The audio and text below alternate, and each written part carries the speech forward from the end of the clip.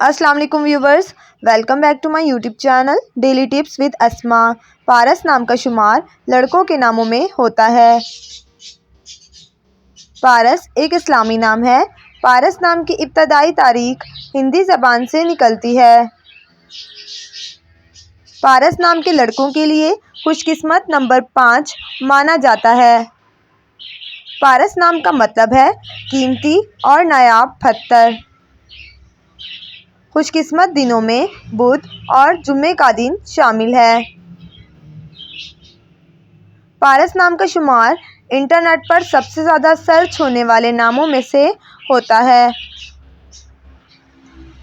खुशकिस्मत धातों में हिंसों के हिसाब से कांसी शामिल है। पारस नाम के अफराद के लिए मुआफिक रंगों में सब्ज़, नीला और हल्का सब्ज़ रंग शामिल है।